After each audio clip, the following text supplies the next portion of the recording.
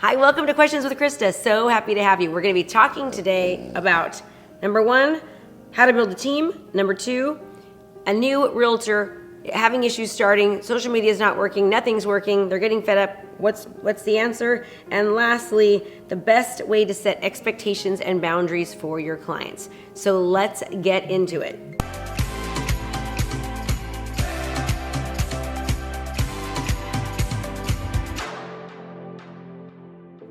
So the first question that got sent in was, I want to build a team, but I'm not sure how to go about it. There's no name on there, so we're going to call it Mr. Anonymous. Mrs. Anonymous. Here's the deal. Building a team can be very, very difficult. You don't know where to start, right? And I'll tell you this, I've been having a very difficult time myself building a team lately, and that's because I'm not as nearly as involved as I used to. I spend about 5% of the time right now in my real estate business and 95% of my coaching business. But I did have a very successful team. So let me show you how I positioned my team. So first I had a full-time transaction coordinator. I preferred to have my transaction coordinator in-house because we were doing anywhere from 10 to 18 deals a month on average. And so it made sense for me to have a full-time transaction coordinator. Now, if you're not doing that many, you need to kind of outweigh the cost of how much does a transaction coordinator cost versus how much will it cost for you to have somebody in-house full-time, and weigh the cost that way. The nice thing about having a transaction coordinator in-house is that they can do other things for you as well. Check your emails, answer the phone, help you prepare, documentation. They can act as you sometimes by giving updates. They can do an amazing job by also being your assistant and your transaction coordinator. Now, if you get too busy, it might be difficult for the transaction coordinator to also act as your assistant. So to give you an idea of how my team was set up, when it was just me, all right, it was myself, a full-time transaction coordinator / assistant, and a full-time marketer. You're going to want to make sure that the person that you have that actually is the transaction coordinator, that if you take their DISC profile, they have a high C, because that shows that they're really good at being organized. In the DISC, the DISC, you can actually go download free DISC assessment online, and you can actually give yourself a DISC assessment as well as give people that you're trying to hire. For a transaction coordinator, for an assistant, you want them to have a high C on the DISC training, on the DISC assessment, because it shows that they'll be organized. Very, very important. Now, if you're looking for salespeople, when I just started getting sales people about 2 years ago, around 2 years ago, meaning I actually had people come in and act as though they were me. And so you want those people to have a high S, right? A high S. And the reason you want them to have a high S is because S shows that they're loyal. You want to have somebody that's loyal with you. A high S as well as a high I. A high I means that they're very personable, they're very outgoing, they love people. And also a medium to higher D. If they're too high of a D on the DISC assessment, right, what's going to happen is that they might be so driven that they want to actually take over and they want to become you. But if they have a high enough D, they've got a high enough drive to kind of go out there and motivate themselves on their own. So that's kind of, if you're looking to hire people that are great for a team, think about the DISC assessment and what type of traits that they're actually going to possess for that. So when I had my team, it was myself, right? I was the listing specialist. I did all the listings. I went all the listing appointments. I did not work with buyers. I made a really, really big mistake for many, many years. I actually didn't hire a buyer's agent. At one time, one of my coaches said, Krista, you are losing money. And I thought, no, I'm not. I don't want to give my buyer's away to somebody else. Well, the truth of the matter was I wasn't showing the buyers. I wasn't working with buyers. I was too busy doing listings. So I hired a buyer's agent, a buyer's assistant, and what she did was they actually took the buyer leads for me. And then I ended up making more money, producing more deals, because the buyer's agent did the buyers for me. So it was for full-time transaction coordinator, myself, a buyer's agent, and then we had a marketing specialist. The marketing specialist did all the marketing, took the pictures, did the Facebook campaigns, did the flyers, did the websites. They did all of that. So with just us four, on our highest year, we did around 150 homes with four of us. My very best year was actually 169 homes, and that was just me, a transaction coordinator, and an assistant. That was during the REO days. I would never, ever recommend that.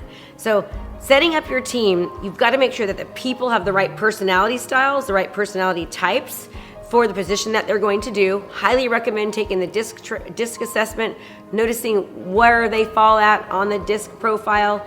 And asking what their values are. Are they happy with being on a team? Do they want to, what are their goals? Do they envision themselves being alone? Do they envision themselves staying with you for a while? You don't want to create this team and teach them, market them and teach them everything that you know, and then have them go out and leave. But if you give them a really, really good working environment and a good experience, then they are going to want to stay with your team. Building teams is not easy.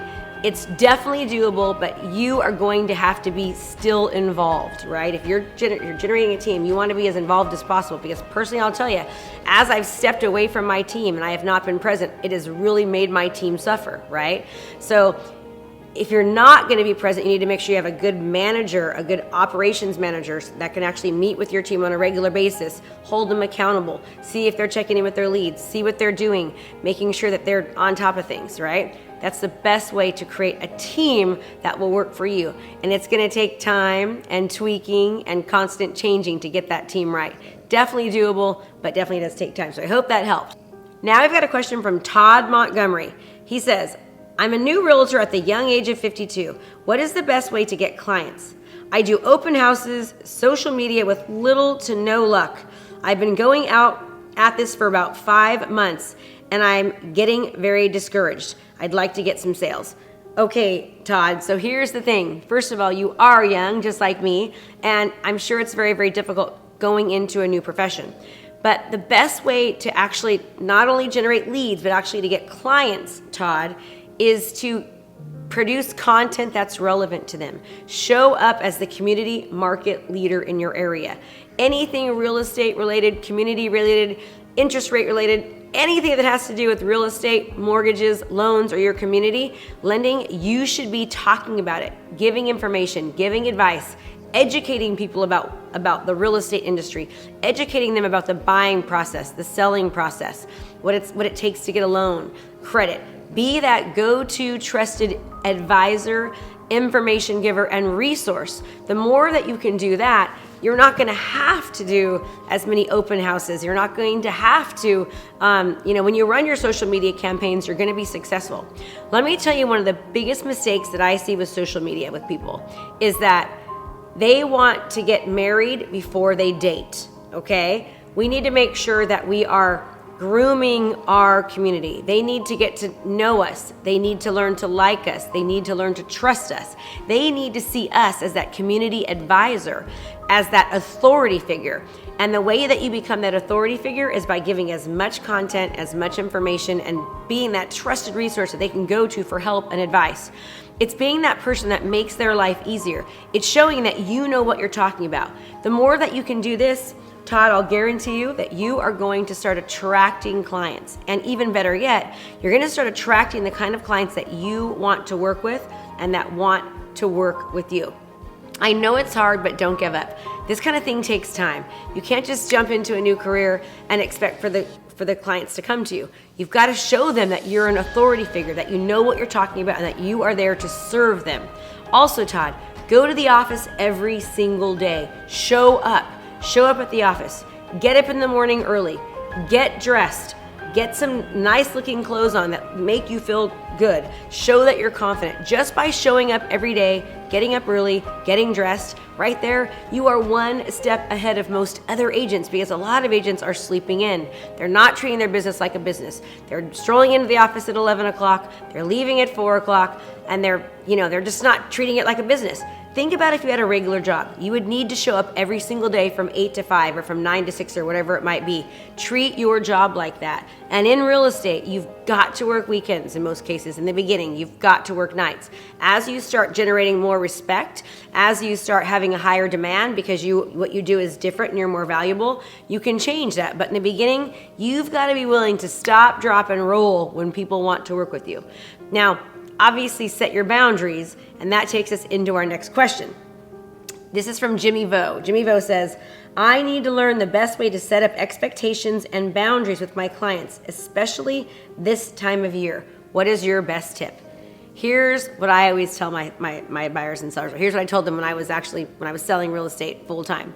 I said, listen, I am here and available for you all the time. I work every day from 7 in the morning to 7 at night. I work Monday through Friday. I occasionally work on the weekends. If you need me on the weekend, I'm absolutely available to you. Call me. However, I take Sundays off. Sundays are a day for me to be with my family and recharge and rejuvenate so that I can better serve you. Listen, Mr. and Mrs. Seller, if I work full-time, I am not going to be of use to you or to the other people on the other end of that line. I need to be able to service them and give my best foot forward, and I can do that when I actually have some time off. So Sundays are family days. And after 7 o'clock at night, there's nothing that I can do in most of the cases to help you.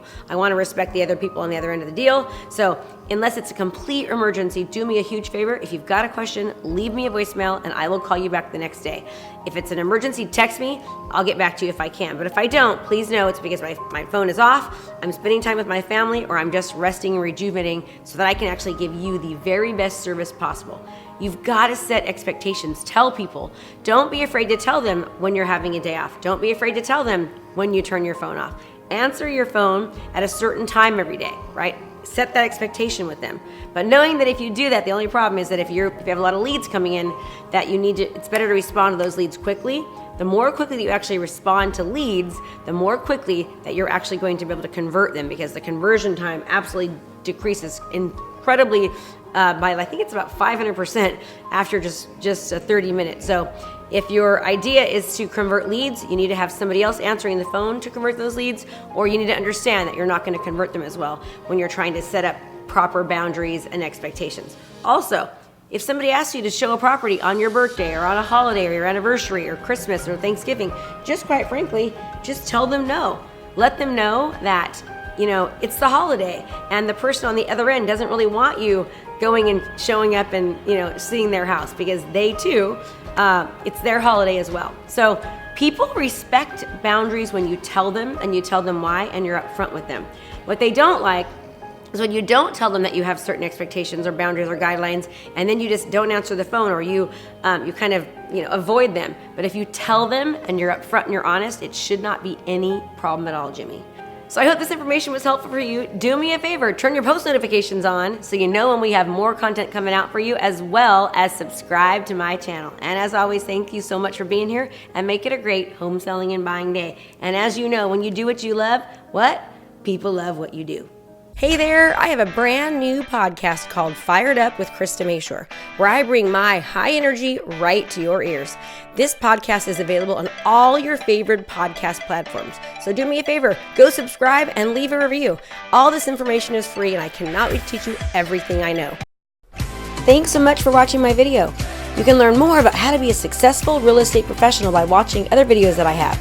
And be sure to subscribe to my channel. And as always, make it a great home selling and buying day.